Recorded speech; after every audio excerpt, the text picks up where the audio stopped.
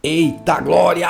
Muito bom dia, paz do Senhor! Seja bem-vindo à leitura bíblica desta quarta-feira, linda, maravilhosa, abençoada, que o nosso Deus, grandioso Deus, nos dá para viver.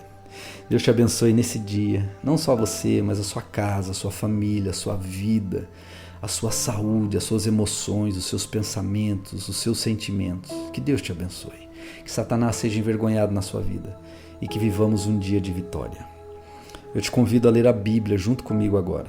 Nós vamos finalizar hoje a carta aos Hebreus e está sendo poderoso, está sendo grandioso. E amanhã já vamos conversar ou começar o livro de Tiago, carta do apóstolo Tiago. Vai ser uma bênção.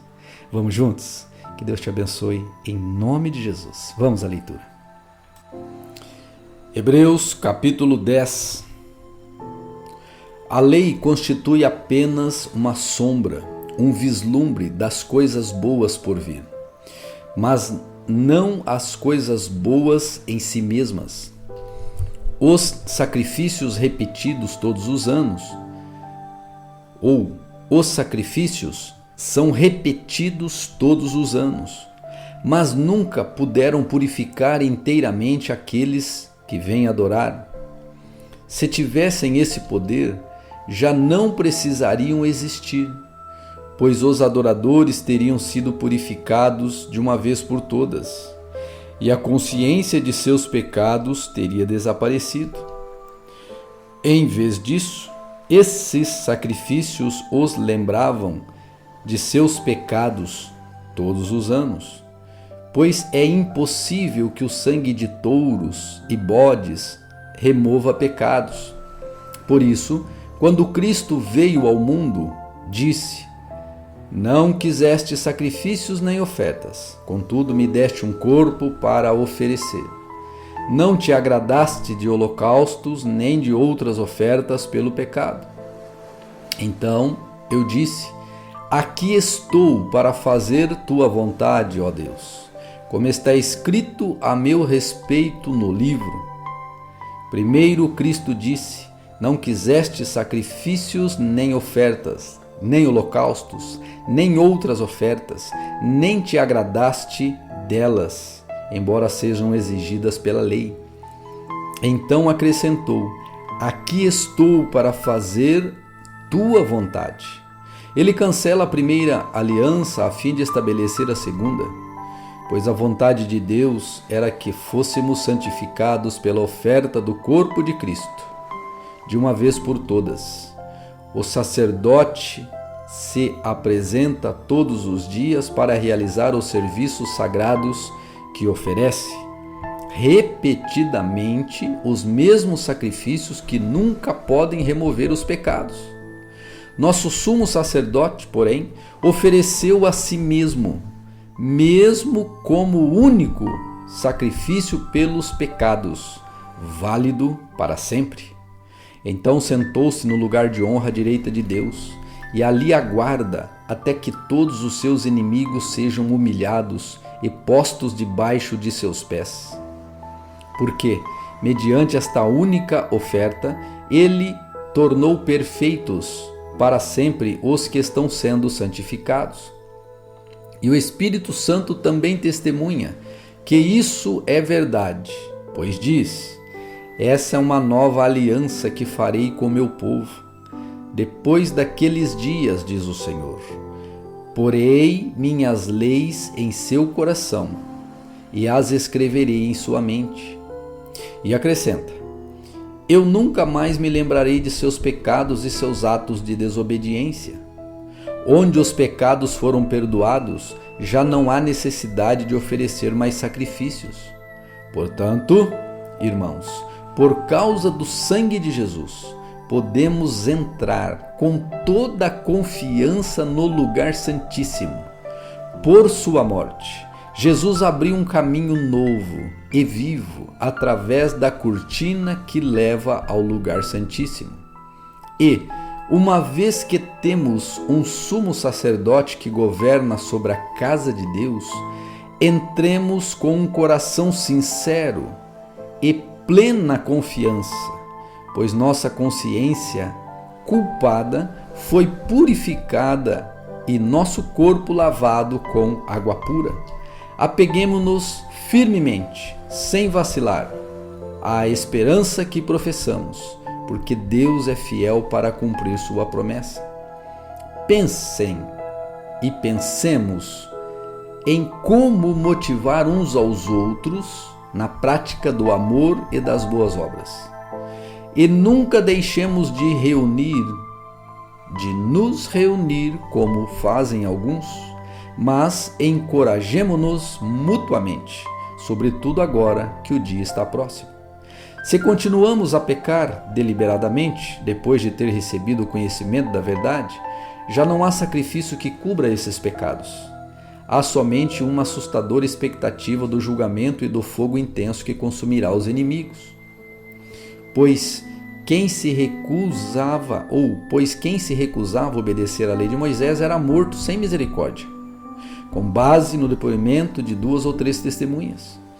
Imaginem quão maior será o castigo para quem insultou o Filho de Deus, tratou como comum e profano o sangue da aliança, que o santificou, e menosprezou o Espírito Santo, que concede graça.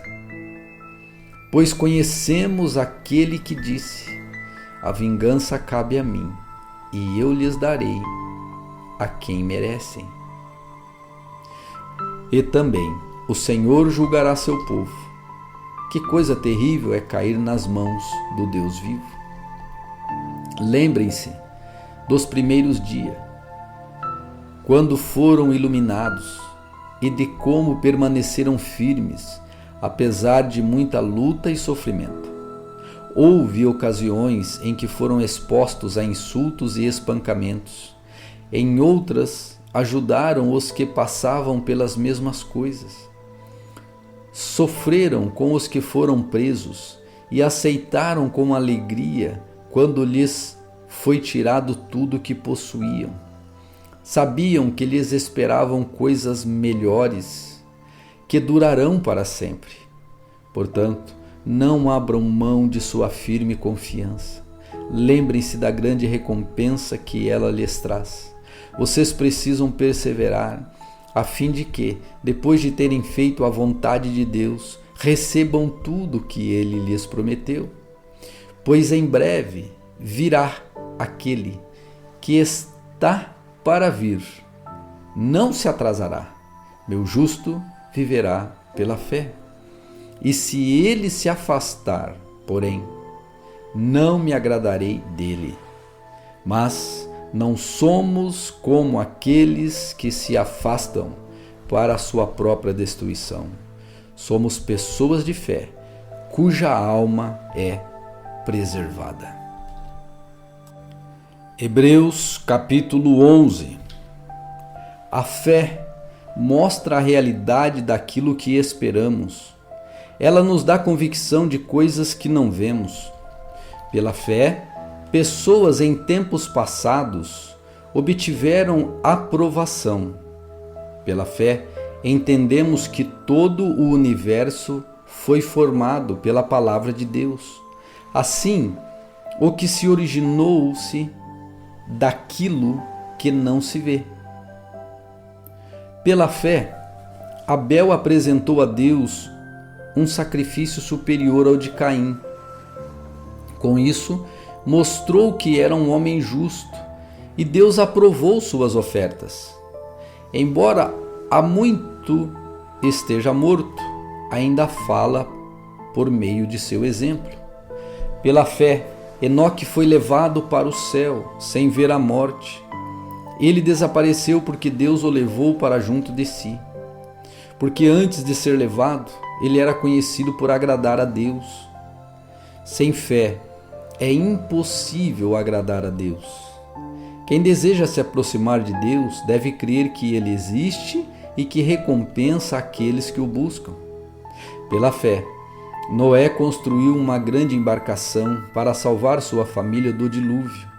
Ele obedeceu a Deus, que o advertiu a respeito de coisas que nunca haviam acontecido. Pela fé, condenou o resto do mundo e recebeu a justiça que vem por meio da fé. Pela fé, Abraão obedeceu quando foi chamado para ir a outra terra que ele receberia como herança. Ele partiu sem saber para onde ia, e mesmo quando chegou à terra que lhe havia sido prometida, viveu ali pela fé, pois era como estrangeiro, morando em tendas. Assim também fizeram Isaque e Jacó, que herdaram a mesma promessa. Abraão esperava confiantemente pela cidade de alicerces eternos, planejada e construída por Deus. Pela fé, até mesmo Sara, embora estéril e idosa, pôde ter um filho. Ela creu que Deus era fiel para cumprir sua promessa. E assim, uma nação inteira veio desse homem velho e sem vigor, uma nação numerosa, como as estrelas do céu, e incontável como a areia da praia. Todos eles morreram na fé e, embora não tenham recebido todas as coisas que lhes foram prometidas, as avistaram de longe e de bom grado as aceitaram.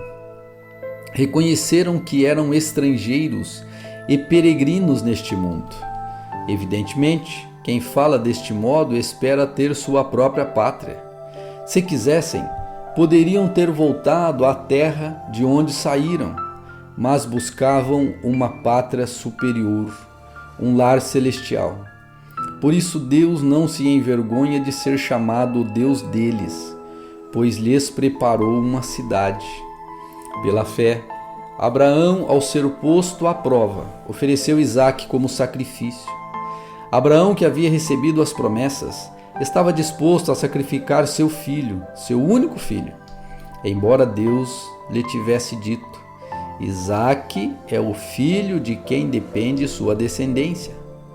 Concluiu que, se Isaque morresse, Deus tinha poder para trazê-lo de volta à vida e, em certo sentido, recebeu seu filho de volta dos mortos. Pela fé, Isaque prometeu bênçãos para o futuro de seus filhos, Jacó e Esaú.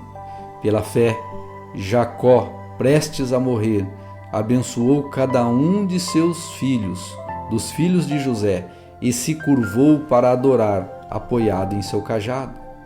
Pela fé, José, no fim da vida, declarou com toda a confiança que os israelitas deixariam o Egito e deu ordem para que cuidassem de seus ossos. Pela fé, os pais de Moisés o esconderam por 3 meses, e isso foi tão logo que ele nasceu, pois viram que a criança era linda e não tiveram medo de desobedecer ao decreto do rei.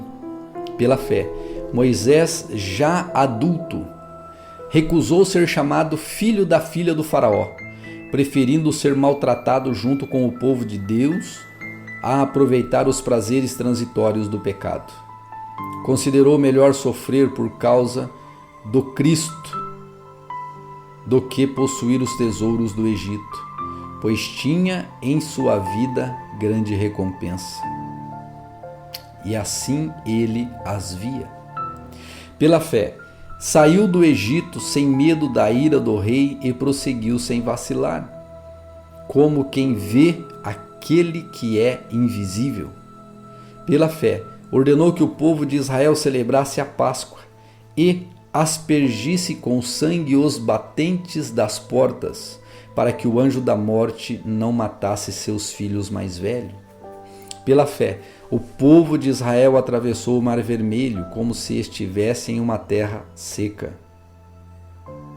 Quando os egípcios tentaram segui-los, morreram todos afogados. Pela fé, o povo marchou ao redor de Jericó durante 7 dias, e suas muralhas caíram. Pela fé, a prostituta Raabe não foi morta como os habitantes de sua cidade, que se recusaram a obedecer, pois ela escolheu em paz e acolheu em paz os 10 espiões. Quanto ao mais, preciso dizer: Levaria muito tempo para falar sobre a fé que Gideão, Baraque, Sansão, Jefté, Davi, Samuel e outros profetas tiveram. Pela fé, eles conquistaram reinos, governaram com justiça e receberam promessas. Fecharam a boca de leões, apagaram chamas de fogo e escaparam de morrer pela espada.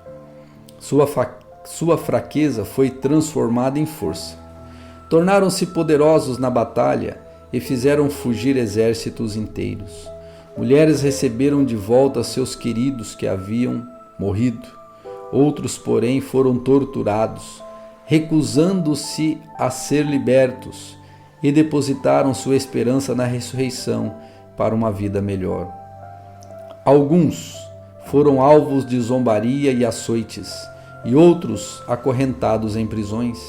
Alguns morreram apedrejados, outros foram cerrados ao meio, e outros ainda mortos à espada. Alguns andavam vestidos com peles de ovelhas e cabras, necessitados, afligidos e maltratados. Este mundo não era digno deles. Vagaram por desertos e montes, escondendo-se em cavernas e buracos na terra. Todos eles obtiveram aprovação por causa de sua fé. No entanto, nenhum deles recebeu tudo o que havia sido prometido, pois Deus tinha algo melhor preparado para nós, de modo que, sem nós, eles não chegassem à perfeição. Hebreus capítulo 12. Portanto, uma vez que estamos rodeados de tão grande multidão de testemunhas, livremo-nos de todo o peso que nos torna vagarosos e do pecado que nos atrapalha. E corramos com perseverança a corrida que foi posta diante de nós. Mantenhamos o olhar firme em Jesus, o líder e aperfeiçoador de nossa fé. Por causa da alegria que o esperava, ele suportou a cruz, sem se importar com a vergonha. Agora, ele está sentado no lugar de honra à direita do trono de Deus. Pensem em toda a hostilidade que ele suportou dos pecadores. Desse modo, vocês não ficarão cansados nem desanimados. Afinal, ainda não chegaram a arriscar a vida na luta contra o pecado. Acaso vocês se esqueceram das palavras de ânimo que Deus lhes dirigiu como filhos dele? Ele disse: meu filho, não despreze a disciplina do Senhor. Não desanime quando ele o corrigir, pois o Senhor disciplina quem ama e castiga todo aquele que aceita como filho. Enquanto suportam essa disciplina de Deus, lembre-se de que ele os trata como filhos. Quem já ouviu falar de um filho que nunca foi disciplinado pelo pai? Se Deus não os disciplina como faz com todos os seus filhos, significa que vocês não são filhos de verdade, mas ilegítimos. Uma vez que respeitávamos nossos pais terrenos que nos disciplinavam, não devemos nos submeter ainda mais à disciplina do Pai de nosso espírito e assim obter vida? Pois nossos pais nos disciplinaram por alguns anos, como julgaram melhor, mas a disciplina de Deus é sempre para o nosso bem, a fim de que participemos de sua santidade. Nenhuma disciplina é agradável no momento em que é aplicada. Ao contrário, é dolorosa. Mais tarde, porém, produz uma colheita de vida, justa e de paz para os que assim são corrigidos. Portanto, revigorem suas mãos cansadas e seus joelhos enfraquecidos. Façam caminhos retos para seus pés, a fim de que os mancos não caiam, mas sejam fortalecidos. Esforcem-se para viver em paz com todos os para viver em paz com todos, e procurem ter uma vida santa, sem a qual ninguém verá o Senhor. Cuidem uns dos outros, para que nenhum de vocês deixem de experimentar a graça de Deus. Fiquem atentos, para que não brote nenhuma raiz venenosa de amargura que cause perturbação, contaminando muitos. Vigiem para que ninguém seja imoral ou profano, como Esaú, que trocou seus direitos de filho mais velho por uma simples refeição. Como vocês sabem, mais tarde, quando ele quis a bênção do pai, foi rejeitado. Era tarde para que houvesse arrependimento, embora ele tivesse implorado com lágrimas. Vocês não chegaram a um monte que se pode tocar, a um lugar de fogo ardente, escuridão, trevas e vendaval, ao toque da trombeta, e à voz tão terrível, aqueles que a ouviram suplicaram que nada mais lhe fosse dito, pois não podiam suportar a ordem que recebiam. Se até mesmo um animal tocar o monte, deve ser apedrejado. O próprio Moisés ficou tão assustado com o que viu, a ponto de dizer: fiquei apavorado e tremendo de medo. Vocês, porém, chegaram ao monte Sião, à cidade do Deus vivo, a Jerusalém celestial, aos incontáveis milhares de anjos em alegre reunião, à congregação dos filhos mais velhos, cujos nomes estão escritos no céu, e a Deus, que é juiz de todos, aos espíritos dos justos no céu, agora aperfeiçoados, a Jesus, o mediador de uma nova aliança, e ao sangue aspergido, que fala de coisas melhores do que falava o sangue de Abel. Tenham cuidado para não se recusarem a ouvir aquele que fala, porque se aqueles que se recusaram a ouvir o mensageiro terreno não escaparam, certamente não escaparemos se rejeitarmos aquele que nos fala do céu. Quando Deus falou naquela ocasião, sua voz fez a terra tremer. Mas agora ele promete: mais uma vez farei tremer não só a terra, mas também os céus. Isso significa que toda a criação será abalada e removida, de modo que permaneçam apenas as coisas inabaláveis. Uma vez que recebemos um reino inabalável, sejamos gratos e agrademos a Deus, adorando-o com reverência e santo temor, porque nosso Deus é um fogo consumidor. Hebreus capítulo 13. Continuem a amar uns aos outros como irmãos. Não se esqueçam de demonstrar hospitalidade, porque alguns, sem o saber, hospedaram anjos. Lembrem-se dos que estão na prisão, como se vocês mesmos estivessem presos. Lembrem-se dos que são maltratados, como se sofressem os maus tratos em seu próprio corpo. Honrem o casamento e mantenham pura a união conjugal, pois Deus certamente julgará os impuros e os adúlteros. Não amem o dinheiro, estejam satisfeitos com o que têm, porque Deus disse: não o deixarei, jamais o abandonarei.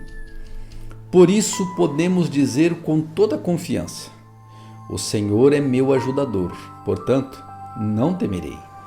O que podem me fazer os simples mortais? Lembrem-se de seus líderes que lhes ensinaram a palavra de Deus.